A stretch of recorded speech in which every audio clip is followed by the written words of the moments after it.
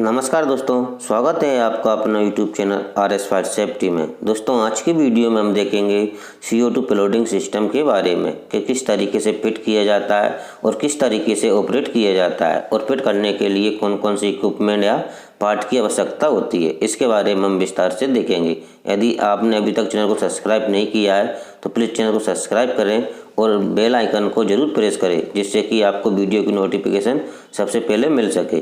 तो दोस्तों, CO2 प्लोडिंग system देखने से पहले इसके पार्ट्स के बारे में जानना जरूरी होता है, तो हम सबसे पहले इसके पार्ट्स के बारे में जानेंगे। सबसे पहले आता है हमारा CO2 सिलेंडर। हमको CO2 सिलेंडर की सबसे पहले आवश्यकता होती है, जिसमें कि जो गैस भरी होती है वो हमारी आवश्यकता के अनुसार ले सकते हैं। 2, 4, 6 जितनी हमको आवश्यकता उस हिसाब से हम ले सकते हैं। इसके बाद में आता है हमारा कंट्रोल पैनल। ये कंट्रोल पैनल का काम होता है कि जो डिटेक्टर से कमांड को लेता है और जो लोकेशन है उसको शो करता है, और जो फायर अलार्म और SOV वाल्व होता है उसको कमांड भेजता है। इसके बाद में आता है डिटेक्टर। डिटेक्टर का काम होता है कि जिस जगह पर लगा होता है उस जगह पर हीट, गर्मी या धुआं होता है उसको डिटेक्ट करता है और उसकी कमांड है वो हमारे कंट्रोल पैनल को भेजता है। इसके बाद में आता है अलार्म। अलार्म का काम होता है कि जो संदेश मिलता है या कमांड मिलती है कंट्रोल पैनल से, तो अलार्म हमारी बजने लग जाती है। इसके बाद में आता है SOV वाल्व, यानी कि शैलो नट वाल्व। शैलो नट वाल्व का कार्य होता है कि जो कंट्रोल पैनल से कमांड आती है तो हमारे CO2 सिलेंडर होते हैं उसको ऑपरेट करता है। इसके बाद में आती है इमरजेंसी रिलीज वाल्व।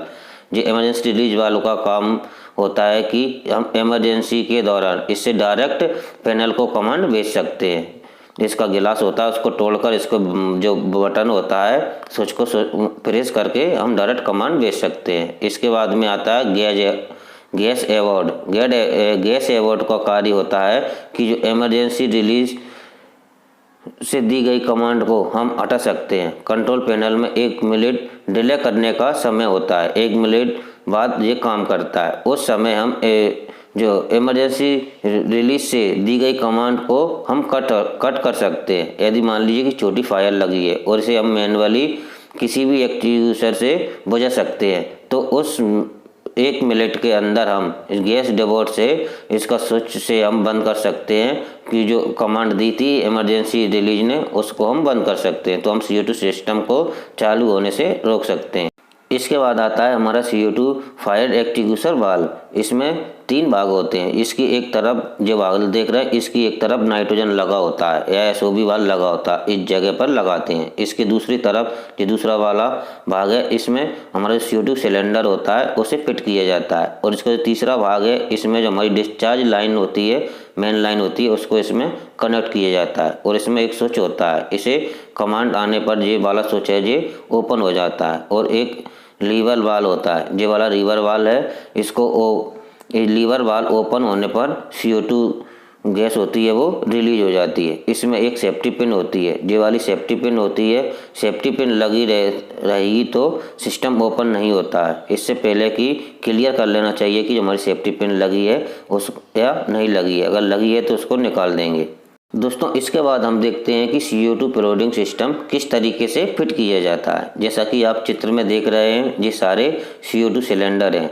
इस स्थान पर हम अपनी आवश्यकता के अनुसार 2, 4, 6, 8 या 10 गैस सिलेंडर ले सकते हैं। सभी सिलेंडर के ऊपरी भाग पर CO2 एक्सटिंग्विशर वाल्व लगा होता है। ये वाला है कि जो हमारा CO2 एक्सटिंग्विशर वाल्व लगा हुआ है। इन सभी सिलेंडरों को एक दूसरे से कनेक्ट किया जाता है। ये देख रहे हैं आप, ये इस तरीके से सभी को कनेक्ट किया जाता है और सभी को जो हमारी मेन डिस्चार्ज लाइन होती है उससे जोड़ दिया जाता है। जी, इसको हमारी मेन डिस्चार्ज लाइन बोलते हैं। इस डिस्चार्ज लाइन के ऊपर एक डिस्चार्ज प्रेशर गेज लगाया जाता है और इस सिलेंडर के एक भाग पर इधर SOV वाल्व लगा देते हैं। जो हमारा SOV वाल्व लगा हुआ है, इस SOV वाल्व का कनेक्शन कंट्रोल पैनल से करते हैं। जो वायरिंग गई है, जो कनेक्शन हमारा पैनल से हुआ है। जो और इसमें एक डिटेक्टर होता है, जो इस तरफ जो डिटेक्टर है, इस डिटेक्टर का भी कनेक्शन पैनल से करते हैं। इसी प्रकार से अलार्म होता है, अलार्म और इमरजेंसी रिलीज और गैस डेवोट होता है, उसका भी कनेक्शन इसी प्रकार जो हमारा कंट्रोल पैनल होता है उससे हम करते हैं। दोस्तों इसके बाद हम देखेंगे कि जो CO2 पिलोडिंग सिस्टम होता है वो ऑटो में किस तरीके से कार्य करता है।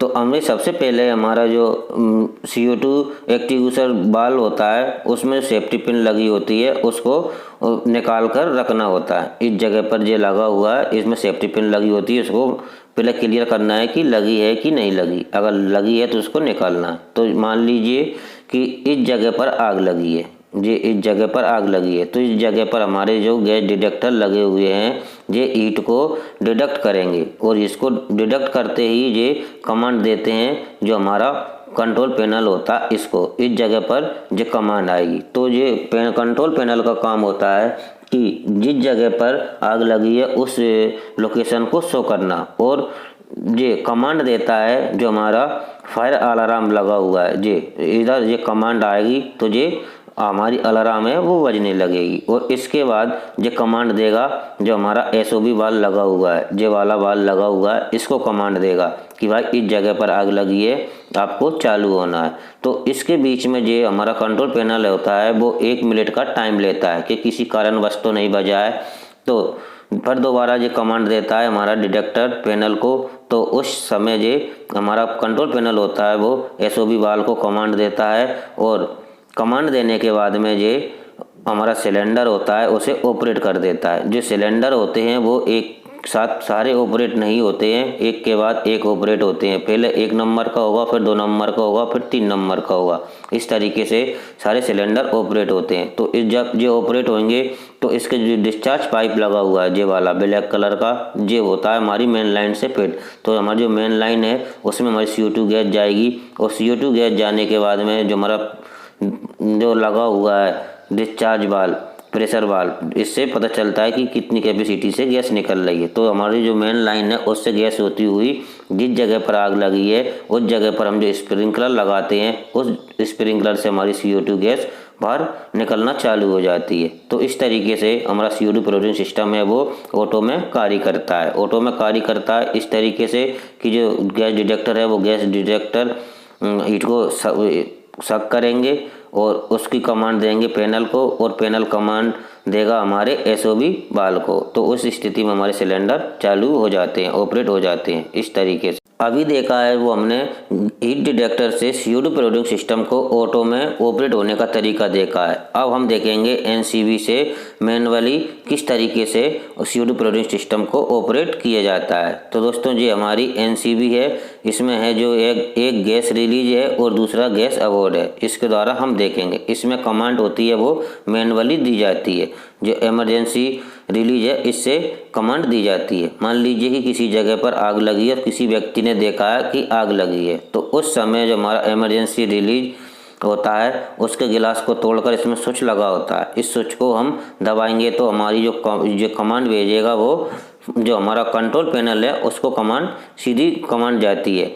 तो उस स्थिति में जो हमारा कंट्रोल पैनल है वो हमारी कमांड भेजेगा SOB को कमांड भेज देगा तो हमारा CO2 पिलोडिंग सिस्टम है वो चालू हो जाता है। तो पैनल में उस समय 1 मिनट डिले करने का सिस्टम होता है, तो उस समय वो 1 मिनट बाद ही SOB को कमांड भेजता है। तो उसके बीच में हमें लगता है कि हम आग बड़ी नहीं है, हम किसी भी छोटे सिलेंडर से बुझा सकते हैं, हम CO2 सिलेंडर जो पिलोडिंग सिस्टम है उसको ऑपरेट नहीं करना चाहते हैं। तो हमारा जो इधर गैस अवॉर्ड लगा हुआ है, इस गैस अवॉर्ड में भी एक स्विच होता है जिससे कि कमांड वापस दी जाती है कि इधर ऐसा कुछ नहीं है कि हमें CO2 पिलोडिंग सिस्टम नहीं चलाना है। तो गैस अवॉर्ड के स्विच को ऑन करने से हमारा जो कंट्रोल पैनल होता है उसे कमांड मिल जाती है, तो वो हमारा CO2 पिलोडिंग सिस्टम है उसे ऑपरेट होने से बचा लेता है। इस तरीके से हम मैनुअली में NCP से हम CO2 पिलोडिंग सिस्टम को मैनुअली ऑपरेट कर सकते हैं।